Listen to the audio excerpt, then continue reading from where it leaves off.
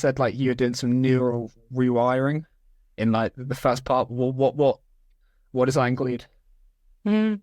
There's an activity that one of my teachers taught me to like rewire the brain to shift to kind of like we all carry limiting beliefs and stuff like that in our head. But to like decrease the energy and to decrease the charge that those limiting beliefs hold. And a buddy of mine, I'm just really, really lucky that we love each other enough to see each other every day and to practice, do this neural rewiring activity to change the way those beliefs live in our brains. So what does that look like? Um, Yeah, so the practice is called the subconscious breathing release technique. And we get together, we identify a belief that we're carrying in our body that doesn't feel good. Like I think today the belief I worked with was I cannot have support. And then we make a list of all the negative kind of emotions that like that belief brings up: distrust, disgust, self-loathing, depression, sadness, loneliness. Then we also create a list of all the positive kind of like sensations and feelings that that belief blocks. Like it blocks like access to hope, to love, to ease, to freedom. And then the actual activity itself is you inhale. So it's all kind of like we're on Zoom together, but we're kind of doing it individually. You know what I mean? But like, so I would inhale, and then at the top of my inhalation would hold my breath. And in my mind, I would say, I release sadness with I cannot have support. And then exhale and kind of like work through the list of negative emotions that I had sort of written down. And then when it feels like there's less charge or attachment, then I'll shift to the positive. So then inhale, and at the top would say, I release blocks with hope. I release blocks with joy. I release blocks with trust and all of that stuff. And at the end, all sort of like all healing is a practice. Like I know we're all looking for like one magical thing that makes everything go away, like makes everything easy, but ultimately it's just a practice of tuning our brain in a particular direction. So ideally at the end of the practice, there's like a little bit of relief in the body and less attachment to any negative thoughts about ourselves. Mhm. So is that like an always part of your morning routine, and are you always with the same person? Is that just how you set up your day and like frame your mind in the right way to do what you need to do and feel your best? Yeah, I don't know that I would say it's part of my morning routine. We sometimes do it at different parts of the day. But we are lucky enough that like it's just kind of like easy for us to schedule with each other, and we enjoy each other's company. So it's definitely something that's a part of it's like an anchor in my daily routine. It happens somewhere.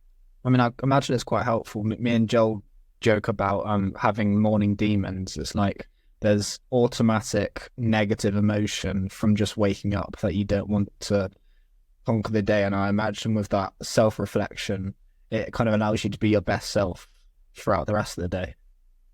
I think that's true. And I think it also helps to have somebody to laugh with. Like, you know what I mean? To feel less lonely and to feel like I'm not the only one with these like rascal demons running around in my brain. Because Sharon, with the friend who I do this with, she has her own things. So there's something in like the laughter and feeling like you're in company that also makes the change. Yeah, I think with a lot of like mental afflictions and things like that, once you sort of speak it, especially to someone else who understands it, then you're naming it and you're kind of taking back the power in a way. Because when something's just always inside of our own mind and we haven't truly confronted it, I guess it's a lot bigger then. And once it's out, you kind of its defenses are gone then, and you can actually approach it. Do you know what I mean? I think that's really true. And there's like space for perspective. Like this is not as big of a thing as I'm making it out to be, or maybe it is a big thing, but then I can, now that it's out on the table, can find a way to get some support around it. You also do this semantic healing. Can you tell me a little bit about that? Yeah. Somatic healing is anything to do with the body. And like, I think most of us, different people are tapped into their bodies in different ways, but most people understand the concept of like stress, you know, like you get an ache in your tummy or your shoulders start to knot up or something like that, you know? And the reality is like, if you think about like a knot doesn't become this big problem. It starts small, right? And then it gets more tangled and more tangled and more tangled. And like the same thing is true for those sensations in our tummy or wherever else we hold stress or anxiety or depression, that the body will let us know before shit hits the fan. And so the reverse is also true, that if we can be in conversation and relationship with the body will sometimes tell us how to heal itself and just how to begin to feel better just by listening to what's going on inside. I let Joe add to this, but is that not that you referred to your stomach? Is that energy that's stored up and is kind of trapped inside of you? And how does the body did you say heal itself through that? Yeah. Joel, did you want to say more before I answer that? Well, it's very linked. I mean, you've probably read it, this book called "The Body Keeps the Score" by Bessel van der Kolk, I think his name is, which is all about this, isn't it? It's about how trauma becomes trapped in the body if it's not processed and you don't confront it and go through it, and how a lot of the physical illnesses that we have in our modern world are actually emotional stress that has become trapped, and that sort of causes us to eat away at ourselves from the inside, because you might not realize that the reason that you have chronic inflammation is because you were abused as a child, because it's not obvious that those two things are linked, right? But the research and the ideas in that book make amazing links. It was very interesting when I was learning about that, and then linking to that is how you can process and deal with emotional things starting with the body. And I can see this even on a small scale, on a day-to-day basis. I think it's so much easier to act your way out of a way of thinking than think your way out of a behavior pattern, right? So if you try and solve the way you're feeling through thinking yourself out of it, to me, I don't think that's a good strategy. I think for some reason, getting your body moving and here's why I love what you talk about with breath work and stuff, like changing the neurochemistry or like rewiring your brain through a physical practice can then have a lot of like emotional implications and cause emotional change. So yeah, I'm really fascinated. I mean, what specifically are like physical practices? You talked about the breath work stuff, but in this somatic healing, what are some of the techniques that you use? Yeah, I am really resonating and appreciating all the things that you're both saying. A lot of what I do is just actually helping people have conversations with their body, which I think maybe to some extent I've been in this world for so long, it feels really normal to me. But like sometimes if just using that example of like an uncomfortable tummy feeling, right? It's like sometimes I'll have clients just put their hands on their stomach.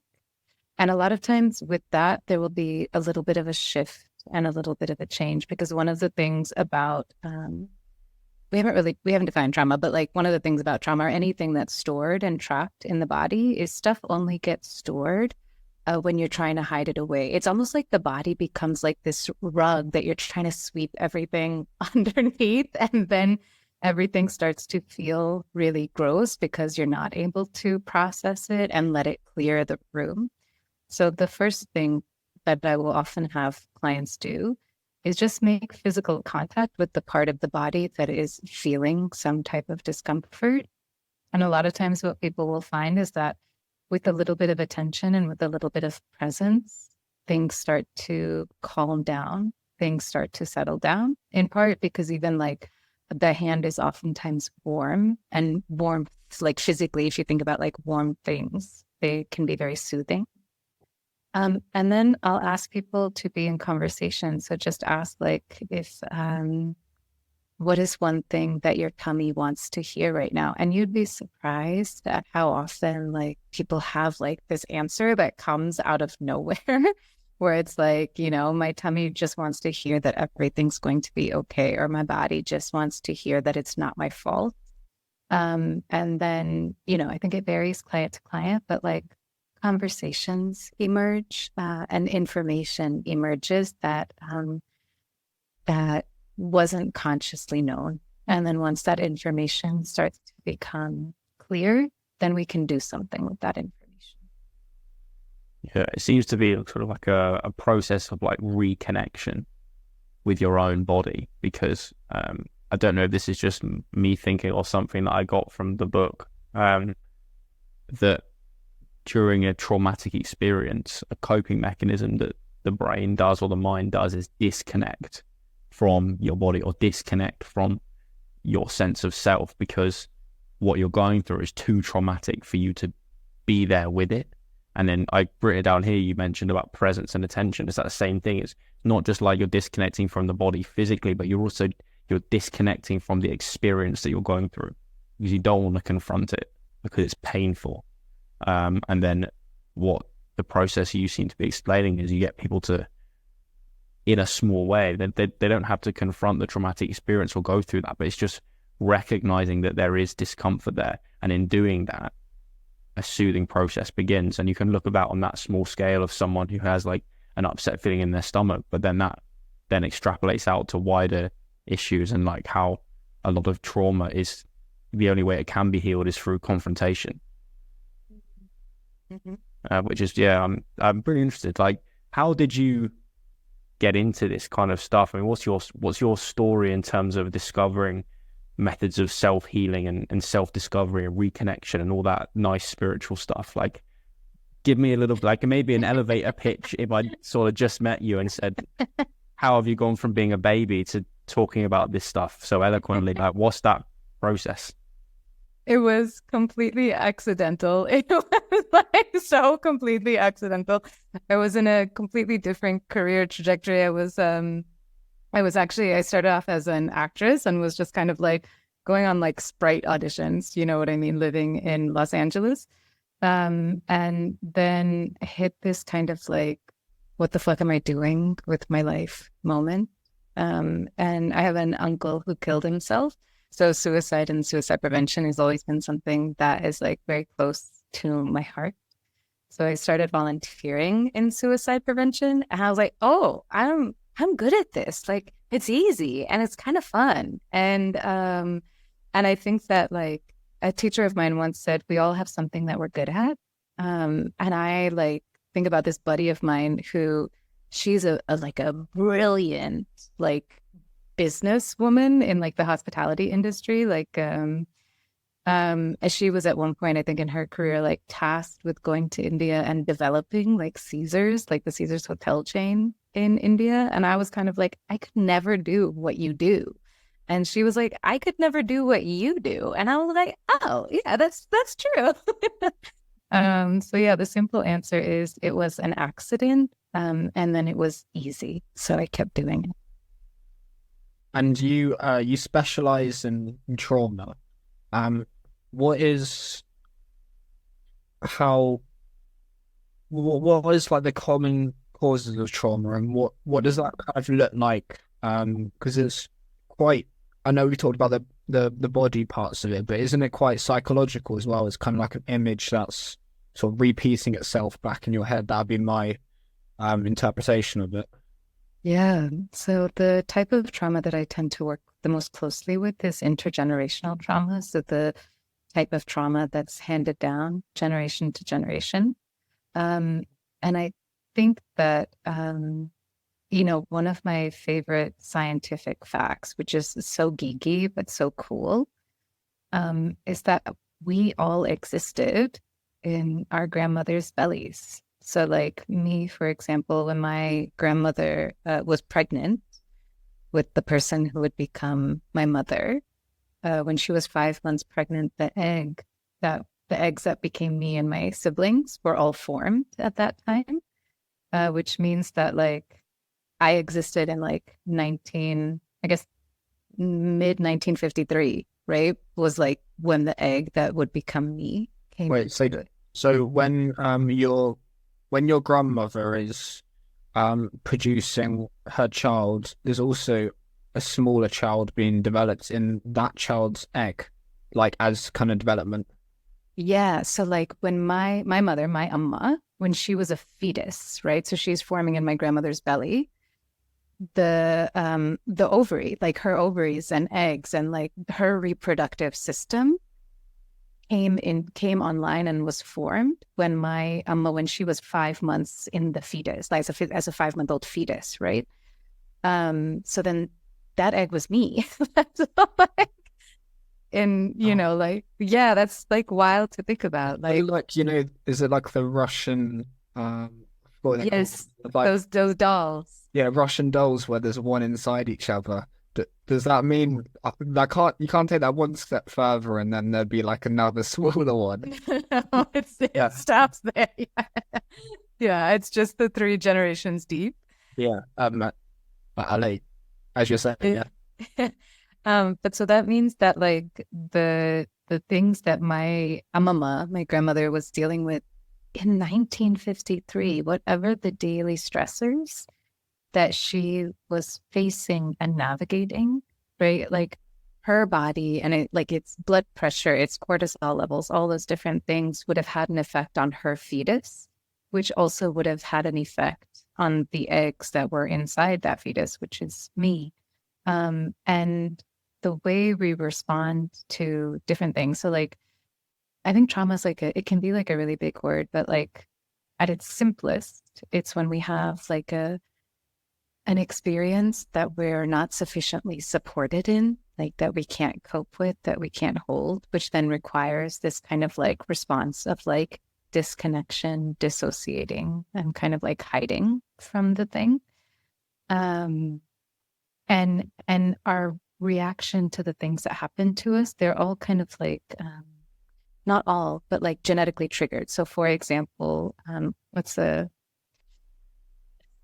really simple example, which is not funny, even though I'm like laughing about it, is that like I come from a lineage of women who have like maybe not chosen the healthiest relationships, right? Like been in some really disastrous partnerships, and there's patterns there, and there's ways that we're conditioned to respond to certain things. So like my mama chose the person she chose. My amma chose the person she chose. I have chosen the people that I have chosen. And a lot of those things about like, what patterns do we choose is really informed by how our genetics respond to different environments and to different people in those environments. So I'm interested then in your opinion on what is the extent of how like intergenerational trauma or trauma that we may have repressed either from our own personal experience or even just as you say, experiences of our mothers and grandmothers. To what extent are our behaviors and our thoughts and our beliefs day to day just a consequence of programming from that stuff that we might not even recognize yet? And how many people do you think are influenced by those kind of forces that they don't even understand or think about? I once heard somebody say, like, this question about like, is it nature or is it nurture? Like, is it inherent or have we been conditioned? That it's 100% both, that both of those things are 100% true. And also it's true that we get to decide, we get to choose. And a lot of what healing is, I think about, is like an act of reclamation of like, this is how I'm going to heal. This is how I'm going to decide my way forward. And I get to choose that that life is beautiful. I get to choose that we're here to do good things.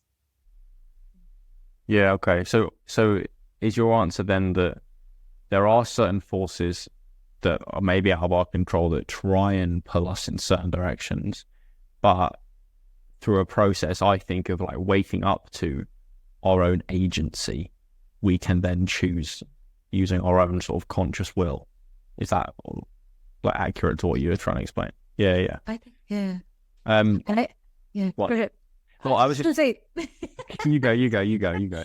Just that in addition, like, I know that we're talking about drama and stuff, but like also there's intergenerational brilliance, there's intergenerational love, there's intergenerational magic that's also part of the system. So it's not like we've only been handed a bag of shit. Like we've also been handed some good tools. Yeah, I also, so I'm a psychology student, right? So I also just want to go a bit nerdy for a second. You're talking about nature versus nurture, and how it's both, and I completely agree. That's what you find with pretty much every case, is there are factors of both that make a lot of sense. But what I love as well is looking into how nature and nurture interact together.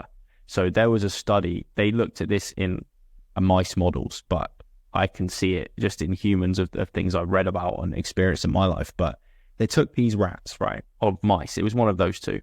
And they really stressed these like child mice, okay, by not putting them with their parents. And then they had other control mice that were in a normal situation. And they found that obviously the stressed mice had inhibited like coping mechanisms to stress later in life.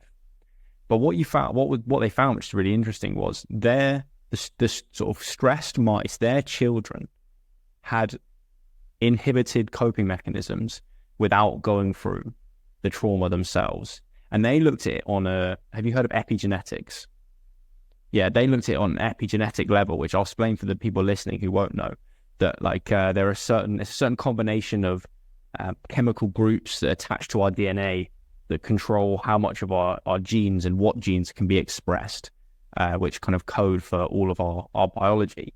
And they found that the stress that the parent mice went through changed their biology, like altered the epigenetic profile to what's the word, like harm their stress coping mechanisms. But those same epigenetic changes are found in their children without those children going through personal trauma. And that is just showing you, like, if people are listening and thinking, what is this waffle, like spiritual waffle about intergenerational trauma? Like, no, there is like empirical science that shows that this is a real thing. So I'm interested, how do you think we, as individuals, and maybe working with our family members or not, how do we break those kind of cycles? Because it can be quite like hearing about a biological change that seems to be out of our control can make people wonder like where that power is and do they actually have that agency. But I'm interested how you would say we break these cycles.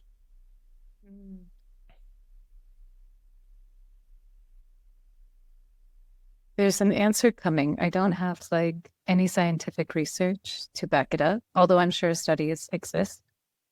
But I think that the way we shape our brains, which comes back to that neural rewiring exercise that I do every morning, I think the way we shape our brains and our perspective and our mindset is a big, big piece of how those cycles shift and change. And because I don't know, like you and I could have like the same kind of like, let's say we come from like a family where there's like a cycle or pattern of violence, right? I haven't seen any good answer as to why one person is able to make a shift from the cycle whereas somebody else is not. I remember I read a book by Gavin DeBecker, who has done some really beautiful work on intuition and violence and how like our bodies can pick up on violence even when we think that, when it's not like viscerally obvious. And he talks about the way that his cycle shifted because he came from a cycle of violence. I think he saw his mother murdered. But was that he had a teacher in like third grade or something like that who really believed in him and instilled in him beliefs that he could be something more than what he had come from. So I don't know how each of us finds that particular pivot point. But I think once those positive beliefs start to get instilled in the brain and then subsequently in the body, and once we really nurture and cultivate them, I think that that has something to do with how we can create new patterns instead of being trapped or held prisoner to the old one. I also want to say, like, the extent that, the extent of the effect of this, how many people are probably affected is everyone kind of affected on some level, because as our ancestors, they've been in wars and developed this stress and this trauma, and then surely that's inevitably passed down to some extent to us. They tend to be like I don't know that I like the idea that people create their own realities. Like you get to decide what's true for you. There can be a mountain of research on a particular thing, but ultimately, like we all get to decide what is true for our life, what resonates for us.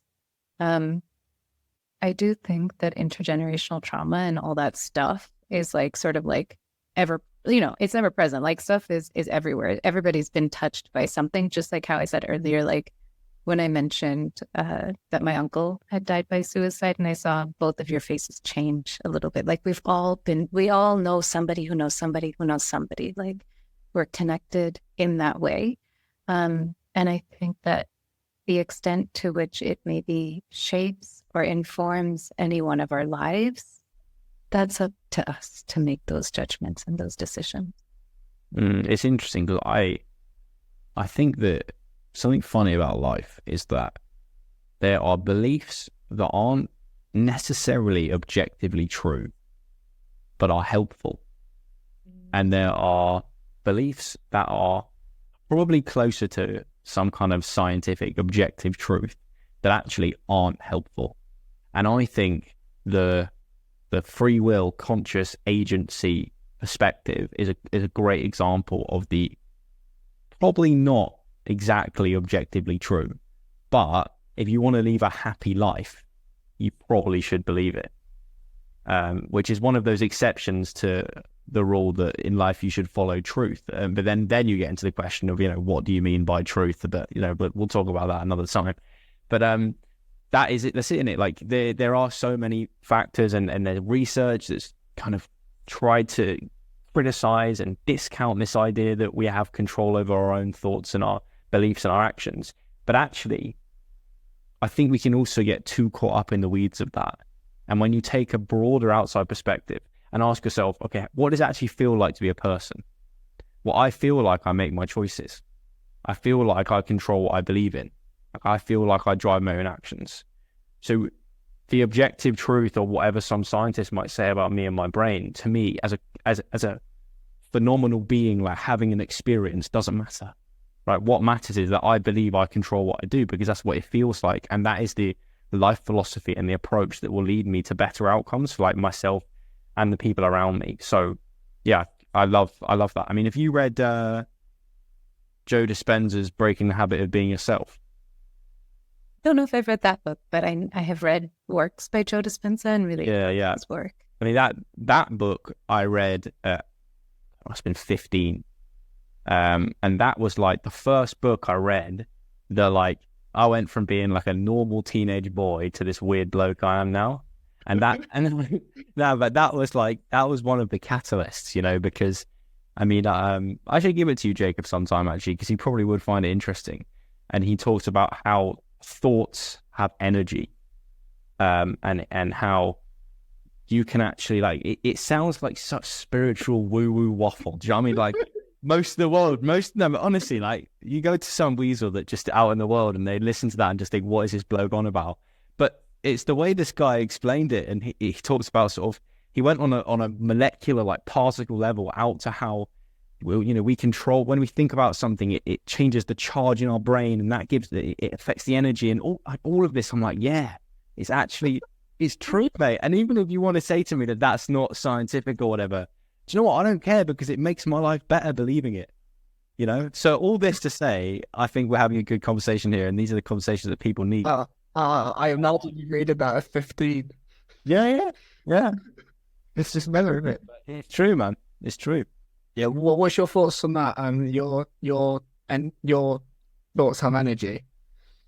Yeah, I think okay. 100% cosign, and 2, also really curious. So the one of the things that I go to is like, you've seen these. I've only seen like pictures online, but like these studies where you have like a plant, like in that one plant that like you like say you're ugly, and then another plant that you say you're loved, right? Or like I think they've done that also, that study with like cups of water, where they have negative things written on one cup and they have positive things written on the other cup, and then they take the water under a microscope after like a period of time, and the whether it's the plant often will like start to get really limp. The plant that's like been given negative statements, whereas the plant that like is being told positive things like will be really beautiful and flourishing. And similarly with the water, that the water that's been labeled with a negative label will start to look really almost like it's corroding. Whereas the water that has been given, you know, positive affirmations on the outside will look really beautiful underneath a microscope.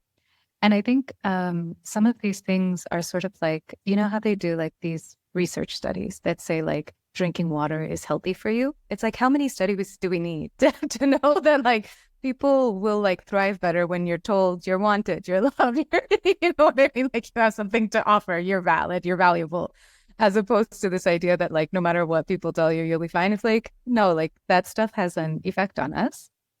And then also this other piece that you're talking about of like, you know, I shape my beliefs and stuff like that. I think it's also true that we live in a world and in a sort of context that puts certain beliefs onto us, right? That says like certain professions are more valuable than other professions and certain bodies are more valuable than other bodies. And like, I'll use myself as an example.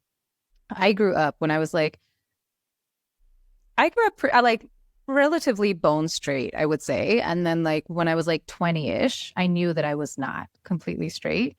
And for various reasons, I like didn't start dating like anyone other than cisgender men. And then there came a point in my life where I was like, no, we really need to like deconstruct the ways in which my like attraction, who I'm attracted to and what I want has been like shaped by like the many like Hollywood rom-coms that I was raised with, or like the many like I grew up with like you know, Tamil cinema and like the way those gender dynamics always play out. And so I had to be really intentional about deconstructing my like presumed heterosexuality and like embracing my queerness. And a lot of it was inspired by somebody who, when she was going through her own journey, this person who was the buddy of mine at the time, she like had a year of intentional lesbianism where she like didn't date men. She only dated people who identified as femme in order to really like dig into that stuff. And it's really beautiful being on the other side. But like, I can also see people who are like, no, I like what I like. I'm shaped. But like, it's also like your environment is to some extent shaping your desires. So there's this like nuance of like claiming ownership, claiming a sense of agency, and then also being willing to examine where did my desire come from and where did my beliefs come from, and do the desires, the beliefs, the perspectives that I have actually nourish and create a world that I want to be in. I mean, the stories that we tell ourselves are the most important. Like, they're the biggest weights, I think, on how we feel and how we navigate the world. And you're so right that narratives in any context are just painted onto us. How we're supposed to feel about a certain thing, how we're supposed to act in life, like what we're supposed to value is important, where you're supposed to be by a certain age. You know, it's really, I mean, I think I'll go to a weird bit of context and then I'll come back. I was in the sauna with a guy, and I go to the sauna a couple of days a week and I meet various different weird people and have weird conversations with them. But one thing we said was part of growing up as a person, like the process of growing up isn't about what age you are actually. Growing up is when you realize that you're following a narrative and you break out of that narrative.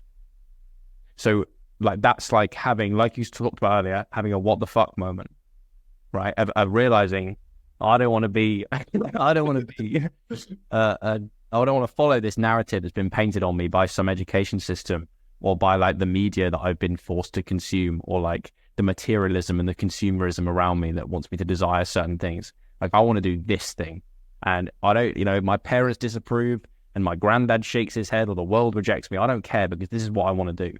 That's becoming your own person, isn't it? That's becoming an individual. And yeah, you can shape your own narrative. It's amazing. Yeah. Yeah, you nailed that, Joel. Like, it is, yeah, growing up is becoming an independent. It's the process, but independent thinking, and that is kind of the stage before and after, is 2 stages to growing up. I also wanted to go back and clarify the plant study that you said. I don't know if I 100% understood. So if they were labeling plants and telling them certain things, and with that energy, they were changing how much they grow. Is that right? Yeah, that they had 2 plants kind of like growing in a same kind of like, windowsill environment, and one plant would be told horrible things and the other plant would be told wonderful things about itself, and that the result was that the plant that was like told or labeled in a negative way just didn't grow as well as the plant that was supported and encouraged. I also have another point on that, Jacob, that expands on it and puts it in a sort of everyday context, on this sort of notion about how words have power, words have energy. Think about when someone insults you, okay? Use whatever slur or derogatory term you want. Someone calls you a knobhead, calls you a dick, like points out an insecurity of yours that you might have. Really, when you break it down, that is another human being making a noise at another human being. And the noise is arbitrary, right? The noise is just translated by your brain into some kind of meaning. But what happens is that causes energetic changes in your body, right?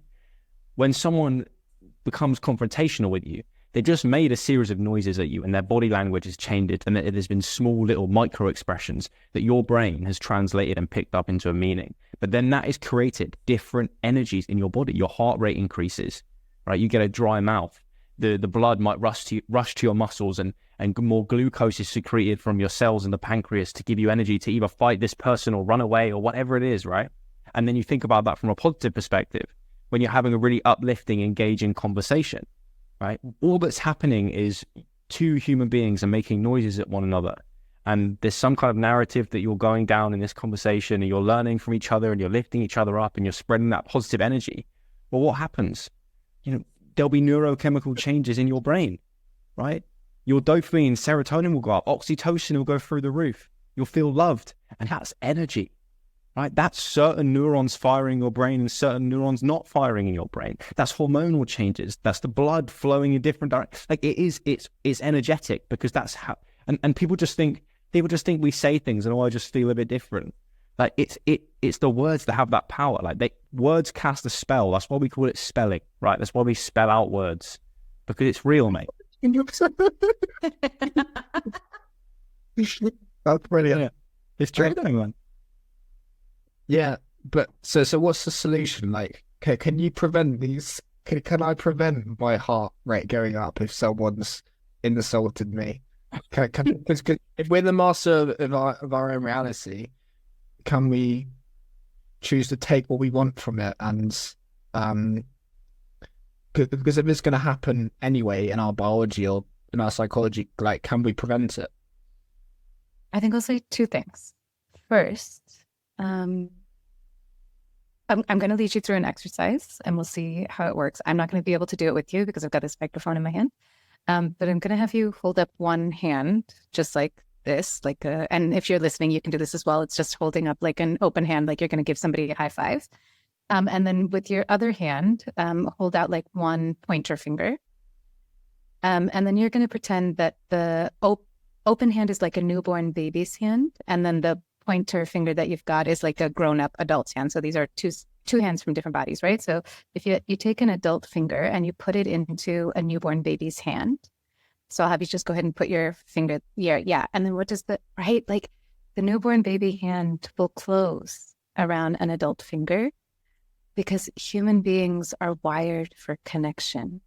It's how we survive. We're not very fast, right? We have very thin skin. A mosquito can kill you. We can't walk, right, for literally years, right? Like other animals, like a giraffe falls out of its mother's womb and it can already run. Whereas human beings only survive if we have a sense of connection, if we have people who take care of us, if we have a quality of belonging. And so this idea that like words, quote, quote, shouldn't affect us, right? It's like, it's why we have those defensive reactions or those frightened reactions anytime we feel like we don't belong, like we don't feel connected. It causes stress in the body because our survival is connected to connection. And so the answer I think that I'll offer, Jacob, to this thing is, one, cultivating a sense of belonging within ourselves so that when other people are going through whatever it is that they're going through, right, that it doesn't affect us so much that we don't begin to feel afraid from that sense of like the unkindness or the slurs or whatever they're throwing at us, so that we can really feel a sense of trust within our own bodies. And then also developing an understanding and a practice, which kind of goes back to like, like the 4 agreements, that like the way other people are behaving says more about them than it actually does about us. So I don't know if I've answered the question, but No, tell me. Kind of like, so you have, if you have the self-love and the self-belonging, then it shouldn't affect you anyway, kind of thing. Yeah, I don't know that it shouldn't affect you. I think that we're designed to be affected by each other. And I think that it's easier to have self-love when we've already been loved, when someone has taught us how to love ourselves. It's easier to feel that. But yeah, I do think that like the best sort of like protective measure is like developing positive self-regard and self-love and self-connection and self-compassion. Yeah, I think it's a difference between an action and like a reaction. So the way I think about that is, something stressful happens, my body will change. Like, that's unconscious. I don't decide that. That's like conditioning from my ancestors thousands of years ago. That's like ingrained in my amygdala and brainstem, and they're the reasons that my ancestors survived. So that's how I can be sat here, right? So I'm not going to be able to decide whether that's going to happen or not.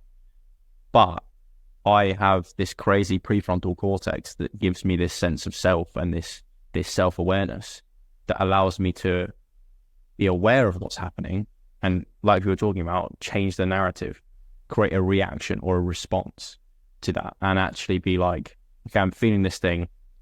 Maybe it's not as bad as I think it's going to be. Like, maybe I can reframe it. And maybe, like you say, maybe that person, like, it's only hurt people that hurt people. Maybe that person is having an awful day in an awful life. And they've got so much negative energy inside them. They're just like an overflowing cup. They need to spurt some negativity out in the world because it's becoming too overwhelming inside themselves. They need an outlet, and yeah, they're using you as their outlet, whereas they could channel it into something else. Especially if you're quite a positive, agentic, like go-getter person. Like, people that hate their lives hate people like us because we show them what they could have been and what they still can be, but just haven't been yet. So it's sort of like I read a lot about like Stoic philosophy and these ideas that it's not about what happens to you, it's about how you respond to what happens to you. And there's a difference there. And it's like, that's something that as human beings, we have different to any other species. So we are able to kind of like go meta on ourselves, like view ourselves in, like, I look at it from a video game perspective, like in third person mode.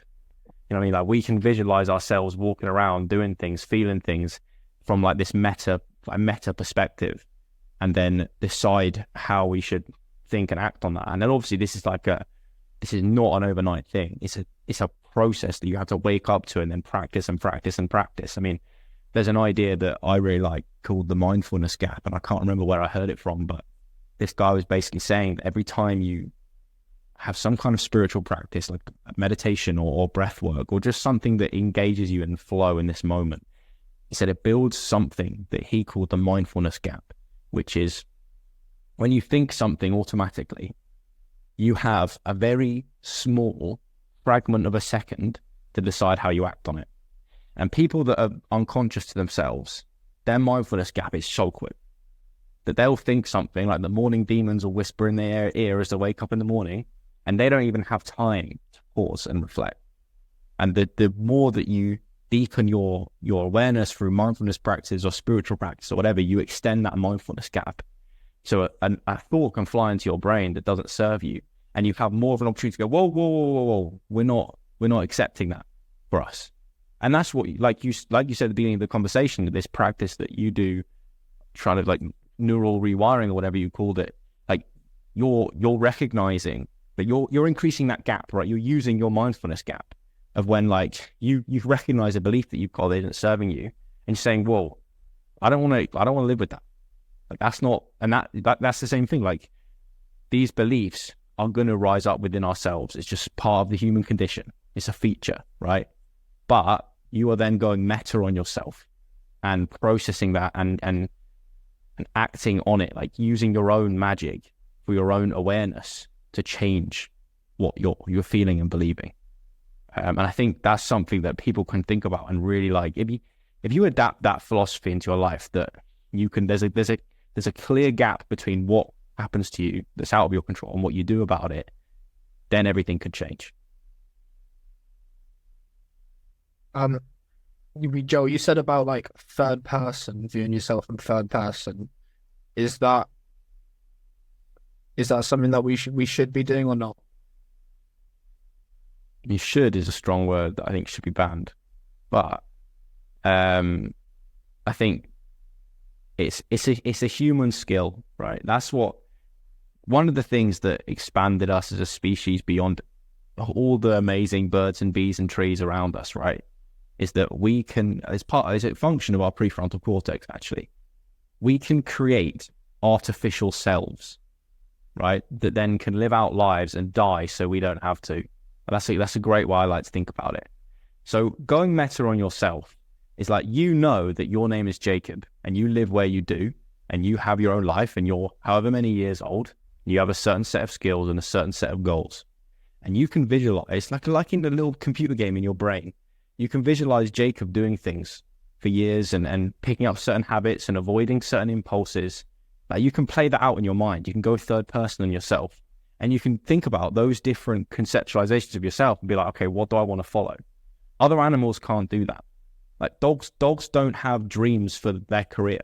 Like they're great and they act on instinct and that's beautiful and they're lovely beings, but they don't have that ability to think about the future in that way.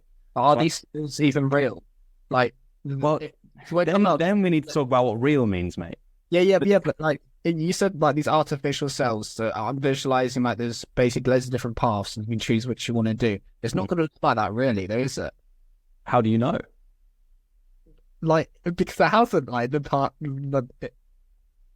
Yeah, but realistically, Jake, mate, when you came to any decision in your life, and it's a human thing, this, you've thought about it, whether you recognize this or not, articulate it or not, you've seen multiple little Jacobs in your brain go down each different pathway, and you've decided to kill off the rest of them and pick one, and that's the one you acted on. Whether that action is successful or not, that's just based on what happens. And should you have these artificial cells? Because like you might, like, you're just going to be jealous that you don't pick the other one. Well, yeah, maybe, but if we didn't, like, for example, if you put a rat in a cage with a source of cocaine, the rat will press that lever, click that button thousands of times an hour until it drops dead. It won't do anything else than use the cocaine. Okay, a human being, right? If you're deeply traumatized and in a position where the addiction is your last hope of feeling some sense of being alive, like you can imagine, okay, how would my life look like if I was a cocaine addict? Not as good as how I'm doing now. So I'm going to kill off that version of me that definitely could happen. Do you get that? That's what I'm saying. But anyway, we've digressed massively here. But yeah. I think it's really beautiful. Just there witnessing me and Jacob like bickering about weird ass stuff, man. Yeah. Meenadachi, did you need to go at 8? Yeah, I have to hop off Okay. at the hour mark. We do one last question.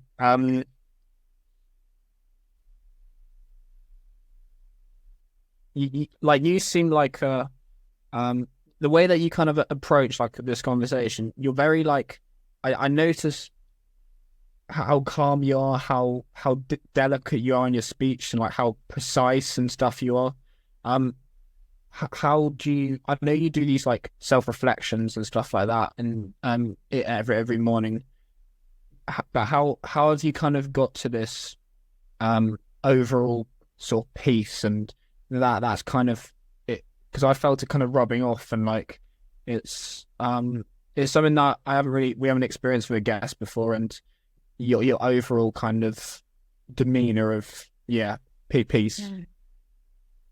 Thank you. I feel really happy to hear that. I think that it's nice to be able to rub off on people in that way. Honestly, I don't know. This is not how I sound all the time. It is how I sound when I'm working. And I used to, when I was working on the suicide prevention hotline, I used to get told that all the time. Like my voice was my butter. You know what I mean? Like it was, and I think that is like kind of like how you think about like things that people are just inherently good at. I don't know how I get this voice or how I make my words do the things, whatever it is they do, that sometimes creates this effect where people feel calmer or more relaxed, but I like it and I'm grateful for it. You know what I mean, Joe? Like, yeah. Well, it's just I think when like you meet people that have a level of sort of just awareness in life, they're not filled with all this like ambient anxiety that unfortunately most of the people I interact with anyway battle with, and that I know I battle with, and I think everyone battles with on a daily basis. But that's life, isn't it? Life is the war within yourself against whatever forces like will come along. But it's nice to meet someone you never met before and spread some positive vibes on a random Tuesday evening. It really is fucking lovely. Yeah, I mean, I think to end it then, I'll just give you the opportunity and give you the floor to say anything that you wish to say to me or Jacob or anyone listening, and like if there's, that this is your opportunity to speak to a small corner of the world. So here's the microphone, and if there's anything you'd like to share, then go for it. Yeah, I'll say two things. One, please keep doing what you're doing. This is, I think, specific for the two of you as well as to anybody who's listening. It was such a unexpected invitation and such a gift. I really loved listening to your podcast episodes, and even this where we just dive in. It's just so raw and refreshing and lovely. And I think a lot about, there's a quote from Howard Thurman, who was one of the mentors to Dr. Martin Luther King. And he said, don't ask what the world needs, ask what makes you come alive, because what the world needs is people who have come alive. So I think that's kind of like what I'll offer to folks who are listening. Yeah. Do what makes you come alive. Yeah. If people want to find out more about you, where should they go? Easy peasy. You can find me. My website is my name, Meenadachi.com, which I'm sure will be in like the podcast title or something like that. And then Instagram with .Meenadachi. There we go. Thanks everyone for listening. Thanks for having me.